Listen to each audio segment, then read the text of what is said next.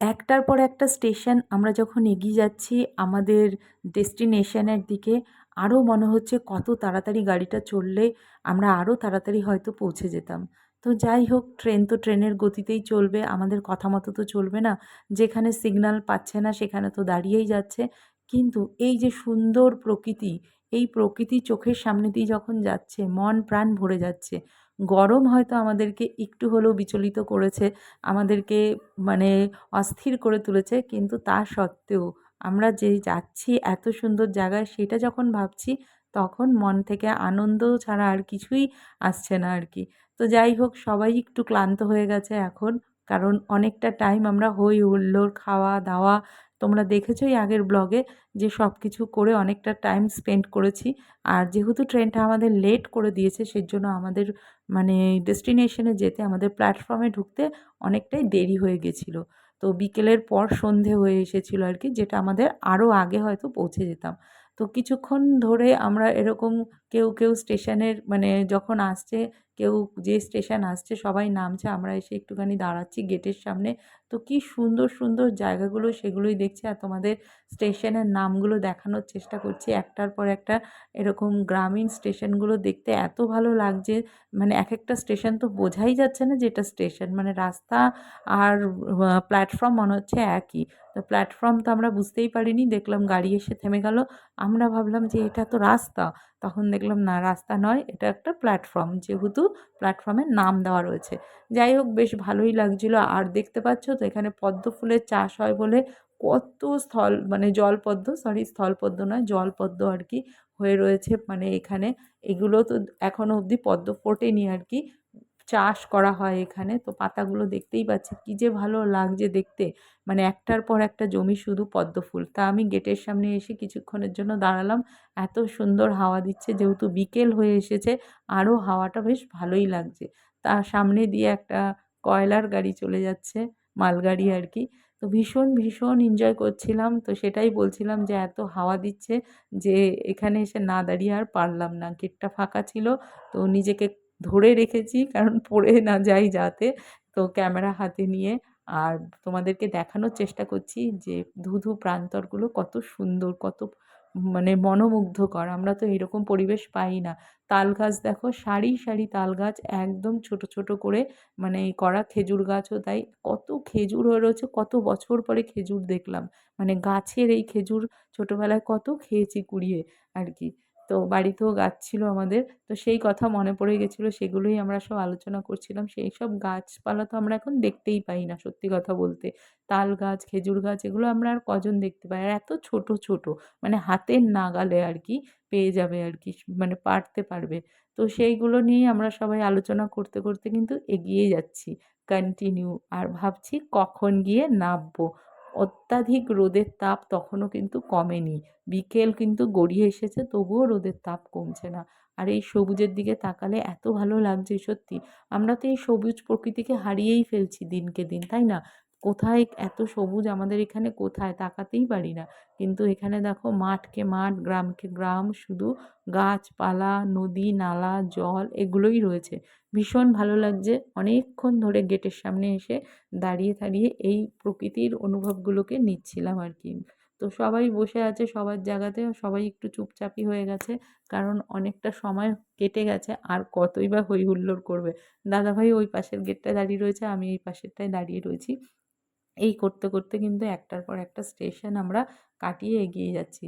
আর rail লাইনে না এই জিনিসটা দেখতে আমার ভীষণ ভালো লাগে, যখন ট্রেনটা ক্রস করে আর কি অন্য লাইনের দিকে যায়, তখন কিন্তু ভীষণ দেখতে সুন্দর লাগে উঁকি মেরে আর কি। তো এই করতে করতে চলে আসলো বোলপুর স্টেশন। বোলপুর স্টেশনে অনেকক্ষণ ট্রেনটাকে ওয়েট করিয়েছিল।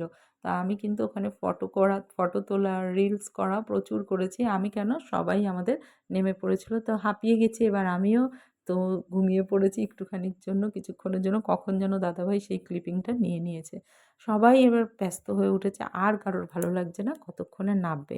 তো সবাই বলছে আর বেশিক্ষণ না, চলেই এসেছি, আর একটুখানি ধৈর্য ধরো, বেশিক্ষণ আর সময় নেই। কারণ ক্লান্তিতে সবার ঘুম এসে যাচ্ছে, কেউ বলছে আর ভালো লাগছে না। তো সন্ধে সন্ধে হয়েই এসেছে দেখতেই পাচ্ছ।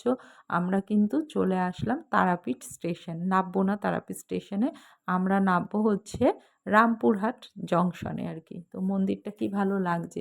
আমার মেজো বোনকে দেখো খুব অসুস্থ হয়ে পড়েছিল গরমে, তো এখন ওর খুব ফ্রেশ লাগছে, গেটের সামনে হাওয়াটা দিচ্ছে, বিকেলের হাওয়াটা ভীষণ ভালো লাগছে, তার জন্য ও এসে গেটের সামনে দাঁড়িয়েছে। আর একটুখানি পরেই আমরা নামবো, সেজন্য সবাই রেডি হয়ে রয়েছি। আর হাসি মুখ আমাদের, যে কোথায় আসলাম সেটা দেখার জন্য। ফার্স্ট টাইম আসছি, কি ভালো লাগছে, আকাশটা পুরো লাল হয়ে রয়েছে, দারুণ লাগছে সন্ধেবেলাটা। তো ফাইনালি চলে আসলাম আমরা রামপুর জাংশনে। তো সেখানেই আমরা সবাই নামবো, দেখো হই হই করে হুড় হুড় করে সবাই উঠে দাঁড়িয়েছে, কতক্ষণে আর কি নামবে, অনেকক্ষণ ধরে ট্রেনের মধ্যে রয়েছে না একটা জায়গার মধ্যে সবাই এই গরমে। তা যাই হোক, আমিও নামছি। তারপরেই আমরা চলে যাব একটা ট্রেকার ধরতে আর কি। ট্রেকারে করে যেতে হবে অনেকটা রাস্তা, মানে যেখানে আমরা হোটেলটা নেব আর কি মায়ের মন্দিরের কাছে। তো স্টেশন থেকে অনেকটাই দূর, মিনিমাম 20 থেকে 25 মিনিট লাগবে। তো দেখো রামপুরহাট জংশনে নামার পরে এখানেই তোমরা ট্রেকার পেয়ে যাবে, স্টেশনের গায়ে পরপর রয়েছে। তো সেইখানে এসে আমরা দাঁড়িয়ে পড়ে দাদাভাইরা সব ঠিকঠাক করছে আর কি। দাম দর করে ট্রেকারটা আমরা রেডি করে নিলাম। এরপরেই চলে যাব আমরা হচ্ছে গিয়ে আমাদের হোটেলে। তো সবাই উঠে পড়েছে, আর তার মাঝখানে দেখো গেটটা, মায়ের মন্দিরের যে গেটটা পড়ে সেই গেটটা আমরা এখন ক্রস করছি। ট্রেকার থেকেই সেই ক্লিপিংটা নেওয়া হয়েছে, কি সুন্দর লাগছে গেটটা। তো চলে আসলাম কিন্তু ফাইনালি আমরা একদম হোটেলের কাছাকাছি। প্রচুর হোটেল আছে, প্রচুর হোটেল এখানে, তোমার মন মতো তোমাদের মানে পকেট মানি হিসাবে প্রচুর বাজেট হিসাবে তোমরা কিন্তু হোটেল পেয়ে যাবে এখানে। পরপর পরপর শুধু হোটেলই হোটেল এখানে। তো আমরা কিন্তু একটু আগিয়েই নেব, কারণ হচ্ছে গিয়ে যাতে মন্দিরটা কাছে পাই। তো ফাইনালি এই হোটেলটা আমরা চুজ করেছি। কিছুক্ষণ দাঁড়িয়েছিলাম, দাদাভাইরা গিয়ে কথা টথা বলে রেডি করছে, আর আমাদের তো তর সইছে না কতক্ষণে হোটেলে গিয়ে আমরা ফ্রেশ হব, কারণ গরমে আর ভালো লাগছে না, কতক্ষণে রেস্ট করব আর ফ্রেশ হব সেই চিন্তায় আছি। তো দাদাভাইদেরকে বললাম তোমরা কথা বলো, আমরা এগিয়ে যাচ্ছি। ফাইনালি কথা বলা ওদের মানে মোটামুটি কমপ্লিট হয়ে গেছে, আমাদেরকে চাবি দিয়ে দিয়েছে, আর আমরা এগোচ্ছি এবার হোটেলের রুমের উদ্দেশ্যে। সেটাও পড়েছে 3 তলাতে, বাপরে বাপ এতটা উঠতে হবে, সেটাই বলছিলাম। এখনও এতটা আমাদেরকে জার্নি করে এসে আবার 3 তলায় উঠতে হবে, কি করা যাবে। ওখানেই রুমগুলো নাকি খুব ভালো, দাদাভাইরা আগে এসে সেগুলো দেখে গেছে। তো সত্যি কথাই ভীষণ ভালো হোটেলটা, আর খুবই ভালো রুমগুলো। তো এসেই দেখো আমরা দেখে নিচ্ছি। আর আমরা 3টে রুম নিয়েছিলাম, আর ডাবল করে বেড দিয়েছে যেহেতু, কোনো অসুবিধা হয়নি। 2টো করে ফ্যামিলি আর কি আমরা এক একটা রুমে ছিলাম। আর যে সিঙ্গেল ছিল আমার এক বোন, ছোটো বোন আর কি, ও সিঙ্গেল রুম নিয়েছে।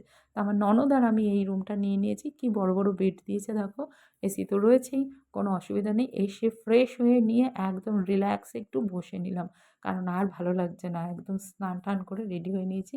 তারপরেই গরম গরম চা নিয়ে চলে এসছে দাদাভাইরা। তো আমরা চলে আসলাম আমরা মেজো বোনের ঘরে। মেজো বোনরা যেখানে রুমটা নিয়েছে, মেজো বোন আর আমার ছোটো বোন আর কি নিয়েছে, সেই রুমে চলে এসেছি।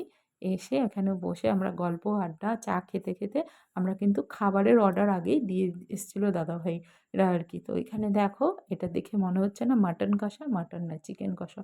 অসাধারণ রান্না করেছিল। চিকেন কষাটা, গরম গরম ভাত আর চিকেন কষা অর্ডার দিয়ে এসেছিলো। প্রচণ্ড খিদে পেয়ে গেছে সবাইরই, বাচ্চা থেকে শুরু করে বড়দের। আর দেরি করব না। তো পরপর আমরা এখন খাবারের জন্য সবাই রেডি হচ্ছি। তো এখানে দেখো নুন, লঙ্কা, পেঁয়াজ আর গরম ভাত আর চিকেন কষা আমাদেরকে রুমে দিয়ে গেছে। তো আমি বললাম আর বেশি দেরি করে লাভ নেই, কারণ এসি চলছে, খাবারগুলো ঠান্ডা হয়ে যাবে, সবাইকে দিয়ে দে। তো এইবার মেজো বোনের পালা পড়েছে খেতে দেওয়ার। তো সাদা ভাত দেখতেই পাচ্ছ। তো মেজো বোনকে বললাম ট্রেনে আমি খেতে দিয়েছি, এখন কিন্তু তুই খাবার পরিবেশন কর। সকালবেলা উঠে আবার পুজো দিতে যাব, তাই জন্য বললাম কাউকে বেশি দেরি করতে না। তো ও কিন্তু খাবার বাড়তে শুরু করে দিয়েছে। তো তোমাদের পুরো এই ব্লগটা কেমন লাগলো অবশ্যই অবশ্যই কমেন্ট করে কিন্তু জানাতে ভুলবে না। ভালো লাগলে লাইক কমেন্ট শেয়ার করে দিও, সবার মাঝে ছড়িয়ে দিও। আবার আসছি আমি নতুন ব্লগ নিয়ে আর নতুন গল্পের সাথে। চলো টাটা।